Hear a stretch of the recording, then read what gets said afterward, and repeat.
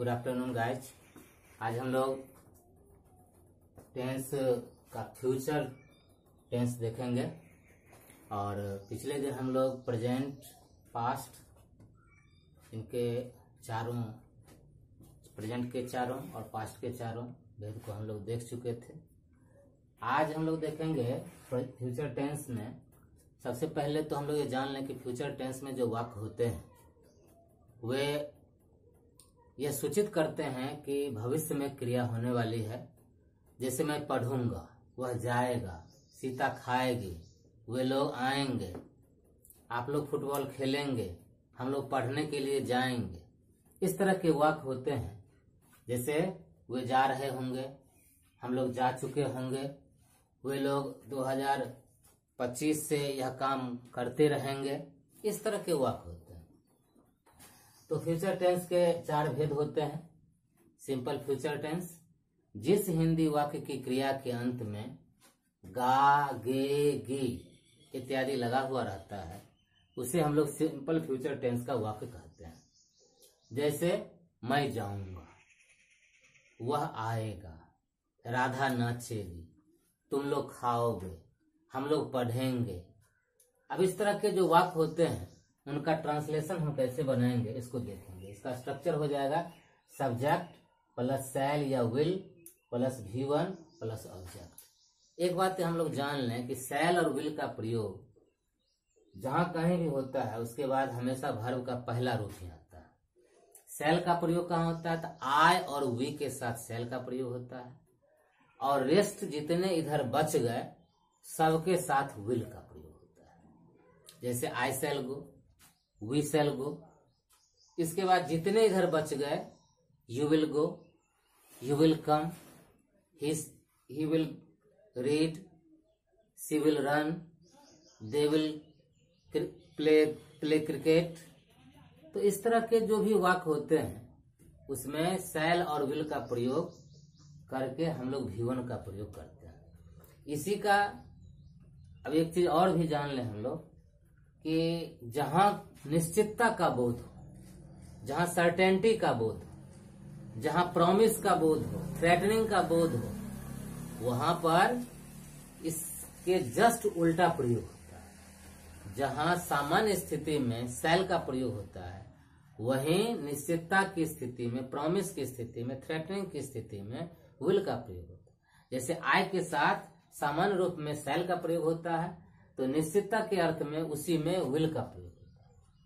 उसके बाद वी के साथ भी शैल का प्रयोग सामान्य स्थिति में और विशेष स्थिति में विल का प्रयोग। जैसे आई शैल गो टू पटना, मैं पटना जाऊंगा। और इसी में अगर प्रॉमिस का भाव है आई विल कम, मैं आऊंगा, मैं निश्चित रूप से आई विल कम। इसी तरीके से you will go to Patna, तुम लोग पटना जाओगे। लेकिन इसी में यदि होगा निश्चितता का भाव तो you shall come, you shall do it, मतलब निश्चितता, प्रॉमिस का भाव।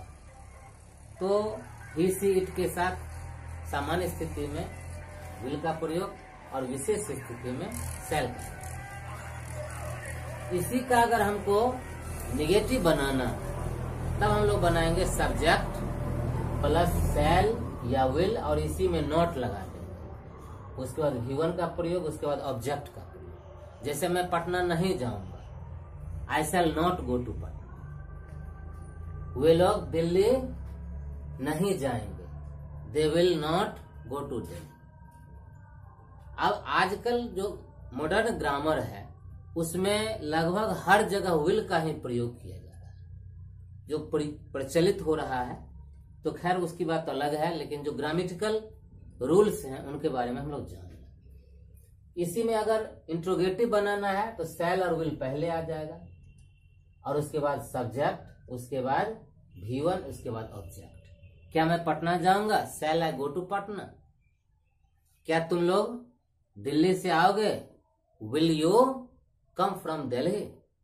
इस तरीके के जो वाक्य होते हैं उसमें हम लोग शैल और विल का प्रयोग पहले कर लेंगे। उसके बाद निगेटिव इंट्रोगेटिव, क्या तुम लोग पटना नहीं जाओगे?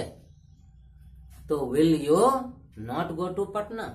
अथवा विल के साथ नॉट लगा देंगे, won't you go to Patna. इस तरीके से हम उसको बना सकते हैं। अब जैसे WH क्वेश्चन का प्रयोग करके हम कैसे बनाएंगे, जैसे तुम पटना कब जाओगे, व्हेन का प्रयोग, तो व्हेन, उसके बाद शैल या विल, उसके बाद सब्जेक्ट, उसके बाद V1, उसके बाद ऑब्जेक्ट। जैसे when will you go to Patna, तुम पटना कब जाओगे। तुम क्या खाओगे, व्हाट विल यू ईट। तुम कहाँ रहोगे, वेयर विल यू लिव। तो इस तरीके से हम इसको बना सकते हैं। अब फ्यूचर टेंस का जो सेकेंड पार्ट है उसको हम लोग देखेंगे फ्यूचर कंटिन्यूअस टेंस। तो उसका जो है, जिस हिंदी वाक्य की क्रिया के अंत में रहा होगा, रहे होंगे, रही होगी, इस तरीके के जो वाक्य रहते हैं या इस तरह की क्रिया के अंत में लगे रहते हैं। जैसे वह पढ़ता रहेगा, हम लोग जाते रहेंगे, वे लोग खाते रहेंगे, सीता टहलती रहेगी, यानी कंटिन्यूअस, सतत है, वर्तमान ये भविष्य काल में वो जारी रहेगी। जैसे मैं पटना जाता रहूंगा। तो इस तरह के जो वाक्य होते हैं उसका स्ट्रक्चर हो जाएगा सब्जेक्ट प्लस शैल या will plus be plus V4 plus object. अब यहाँ पर हम देखेंगे, जैसे मैं पटना जाता रहूंगा, I shall be going to Patna.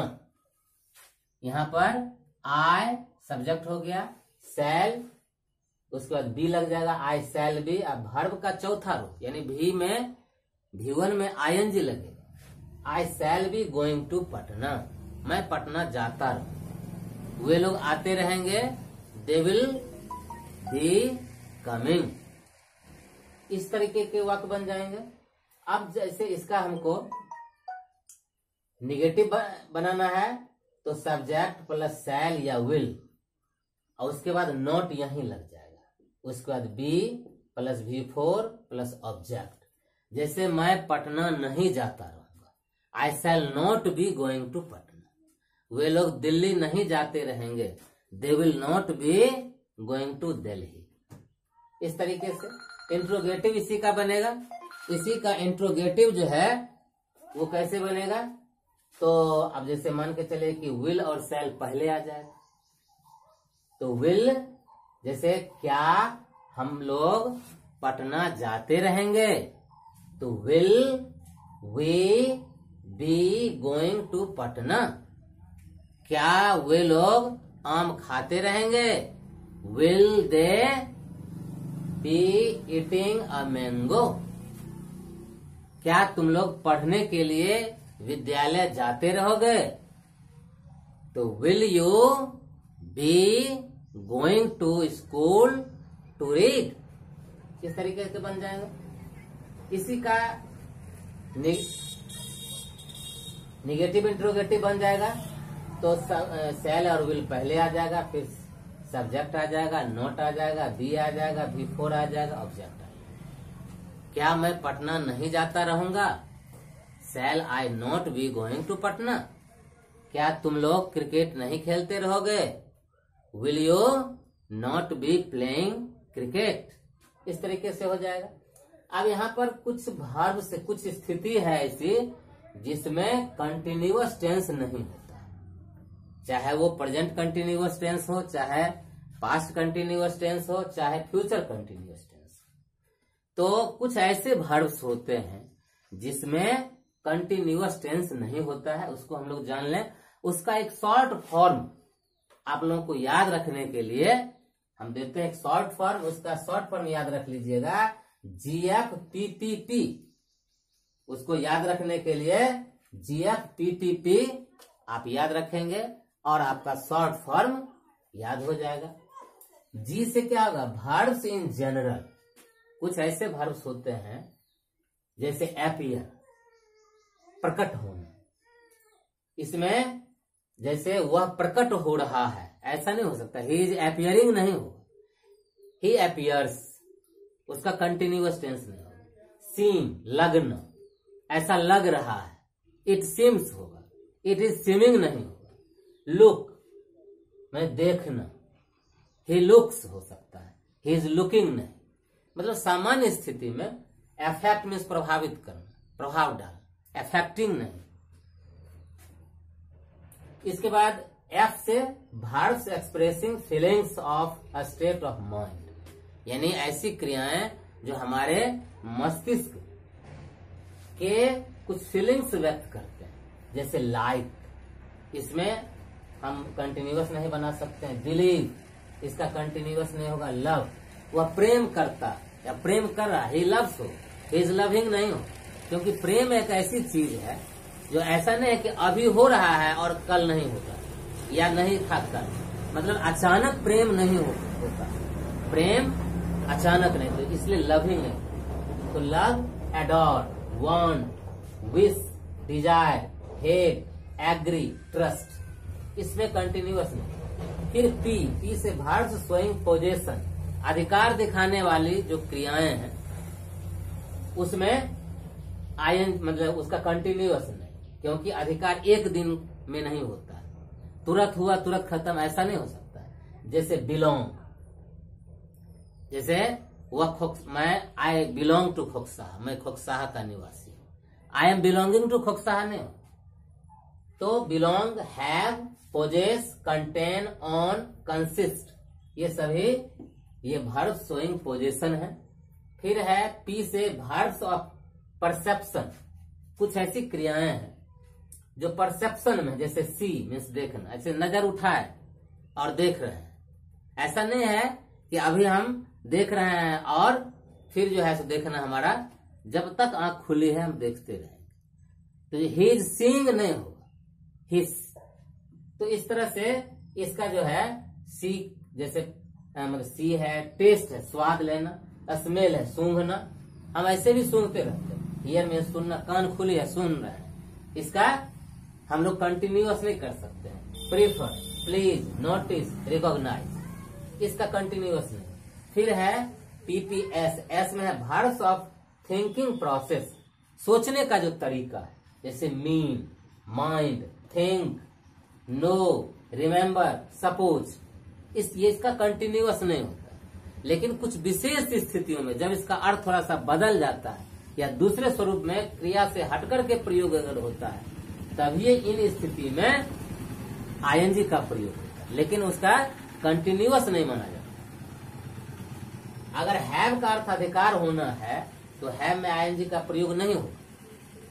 अगर हैव का अर्थ रखना या एंजॉय करना है तब हैव का प्रयोग, हैव में आईएनजी का प्रयोग हो सकता है। जैसे I am having a book, ये गलत, आई हैव ए बुक, लेकिन I am having a piece of cake, ये हो सकता है, क्योंकि पीस ऑफ केक एंजॉय, यहाँ पर एंजॉय लेना है। तो इस तरीके से हम कंटिन्यूअस टेंस समझ गए। अब हम लोग समझेंगे present perfect tense, present future perfect tense. Future perfect tense क्या होता है और इसके पहचानने के तरीके क्या होते हैं, और फिर इसका स्ट्रक्चर क्या होता है, और वाक्य कैसे हम लोग इनका बना सकते हैं ट्रांसलेशन, बिल्कुल आसानी से। अगर आप लोग अभी तक चैनल सब्सक्राइब नहीं किए हैं तो निश्चित रूप से चैनल को सब्सक्राइब कर लें, कमेंट्स दें और लाइक करें, क्योंकि आपके कमेंट्स ही हमें आगे काम करने के लिए प्रोत्साहित करेंगे। आपके लाइक ही और आपके सब्सक्राइब। अब देखिए future perfect tense, future perfect tense, जिस हिंदी वाक्य की क्रिया के अंत में चुका, चुके, चुकी के बाद गा, गे, गी, ऐसी क्रियाएं, जैसे वह पढ़ चुका होगा, वे लोग लिख चुके होंगे, हम लोग खा चुके होंगे, तुम लोग आ चुके होगे, राधा नाच चुकी होगी, इस तरीके के जो वाक्य होते हैं उसको फ्यूचर परफेक्ट टेंस में रखते हैं। और इसका स्ट्रक्चर क्या हो जाएगा, तो सब्जेक्ट प्लस शैल और विल, शैल या विल का प्रयोग। और इसके बाद आप जान लीजिए कभी भी शैल और विल के बाद V1 ही होता है, और हैव है V1। हैज का प्रयोग यहाँ कभी नहीं हो सकता। तो आप याद रखें, शैल और विल के बाद हमेशा V1 और हैव V1 है, इसका V5 हैज होता है, इसलिए यहाँ हैज का प्रयोग नहीं होगा। शैल विल प्लस हैव, और हैव के बाद अगर वर्ब का प्रयोग कहीं भी होगा तो थर्ड फॉर्म ही प्रयोग होता है, इसलिए V3 का प्रयोग हम करेंगे और उसके बाद ऑब्जेक्ट का प्रयोग करेंगे। अब जैसे मान लीजिए कि मैं खा चुका हूंगा, तो I shall have eaten, I shall have eaten. वे लोग जा चुके होंगे, they will have gone, they will have gone. Radha न चुकी होगी, राधा विल हैव डांस्ड। इस तरीके की से प्रयोग हम कर लेंगे। अब इसी का हमको मान लीजिए नेगेटिव बनाना है, तो सीधा हम स्ट्रक्चर कर लेंगे सब्जेक्ट प्लस शैल या विल प्लस नॉट, यही हम नॉट लगा देंगे हैं। जैसे आई, इसका नेगेटिव अगर हम बनाएंगे तो नेगेटिव क्या हो जाएगा, आई शैल और उसके बाद not have eaten, I shall not have eaten. You, तुम पटना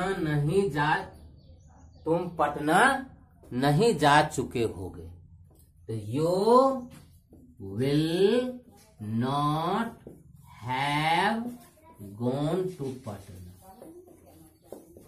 अब इसमें देखें,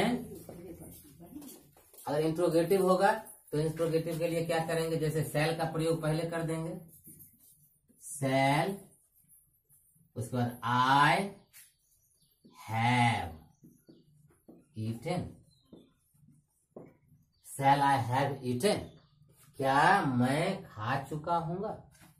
इसी में अगर इसका हमको इंट्रोगेटिव बना तो विल पहले आ जाएगा, will you have gone to Patna. इसी का नेगेटिव इंट्रोगेटिव बनाएंगे तो shall I not have eaten, shall I not have eaten. इसी का नेगेटिव इंट्रोगेटिव हो जाएगा, will you not have gone to Patna. और WH क्वेश्चन यदि हम लगाएंगे तो जैसे मैं पटना जा चुका हूंगा, तो इसका हम WH, तो जैसे मैं पटना कब जा चुका हूंगा, या तुम पटना कब जा चुके होगे, तो when will you go, when will you have gone to Patna. कैसे बनाएंगे, when will you have gone to Patna. तुम क्या खा चुके होगे, तो what will you have eaten. तुम कहां रह चुके होगे, where will you have lived. इस तरीके से बन जाए। तो इस तरह से हम लोगों ने फ्यूचर परफेक्ट टेंस को भी देख लिया। अब हम लोग देखेंगे फ्यूचर परफेक्ट कंटिन्यूअस टेंस, यानी टेंस आज हमारा समाप्त होने जा रहा है और लास्ट हमारा जो बचा हुआ है वो है फ्यूचर परफेक्ट कंटिन्यूअस टेंस। तो गाइज आप लोग निश्चित रूप से 4 दिनों में टेंस को निश्चित रूप से सीख चुके होंगे। फ्यूचर परफेक्ट कंटिन्यूअस टेंस, यानी इस तरीके के भी कुछ वाक्य होते हैं जो आने वाले समय भविष्य में भी जारी रहेंगे। जैसे मैं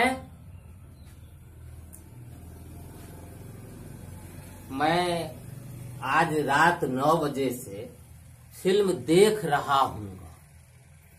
सीता सोमवार से इंग्लिश पढ़ती रहेगी। वे लोग 10 जून से क्रिकेट खेलते रहेंगे। इस तरीके के वाक्य जो होते हैं वो भविष्य में जारी रहने की सूचना देते हैं। इसका स्ट्रक्चर क्या हो जाएगा? सब्जेक्ट प्लस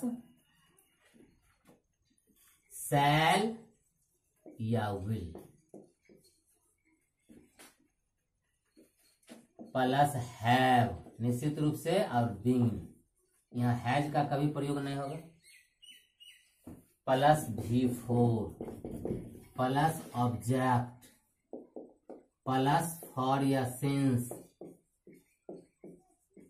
प्लस टाइम या पीरियड, हम इसको बन सकते हैं, कह सकते हैं, जो भी हो। जैसे राधा 10 जून से अंग्रेजी पढ़ती हुई रहेगी। Radha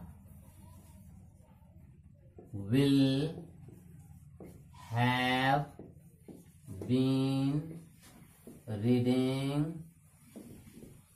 English since 10 June।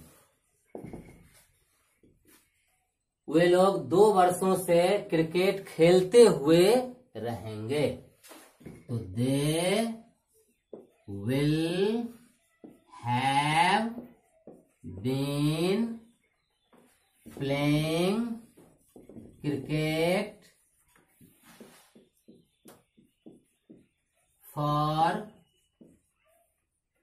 2 years। इस तरीके से बन जाएगा। आप लोग सोमवार से काम करते हुए रहेंगे। You will have been doing a work since Monday। इस तरीके से हो जाएगा। अब इसी का हमको निगेटिव बनाना है, तो हम लोग यहाँ रखेंगे सब्जेक्ट प्लस शैल या विल, या और यही नोट लगा देंगे। उसके बाद have been plus V4 plus object plus for या सिंस प्लस टाइम, यानी Radha will not have been reading English since 10 June, या they will not have been playing cricket for 2 years। कहीं कहीं इसमें आने वाले समय के लिए फ्रॉम का भी प्रयोग हम लोग करते हैं। तो अब क्या है कि अब इसी का हमको इंट्रोगेटिव बनाना है, तो यहाँ हम लोग क्या करेंगे, विल और शैल पहले रख देंगे। विल और शैल पहले, उसके बाद सब्जेक्ट रखेंगे, उसके बाद हैव बीन, उसके बाद V4, उसके बाद ऑब्जेक्ट, उसके बाद सिंस या फॉर, उसके बाद अब जैसे क्या राधा 10 जून से अंग्रेजी पढ़ती हुई रहेगी, तो will Radha have been reading English since 10 June. इस तरीके से हम इसको बना सकते हैं। अब मान लीजिए कि हम इसको निगेटिव इंट्रोगेटिव हमको बनाना है। निगेटिव इंट्रोगेटिव कैसे बनाएंगे? अब जैसे मान लीजिए निगेटिव इंट्रोगेटिव इसी का बनाना है, तो विल का प्रयोग पहले हो जाएगा। विल दे नॉट या वॉन्ट दे, विल के बाद नॉट लगा दे, won't they have been playing cricket for 2 years। Won't they या विल नॉट दे, इस तरीके से हो जाएगा।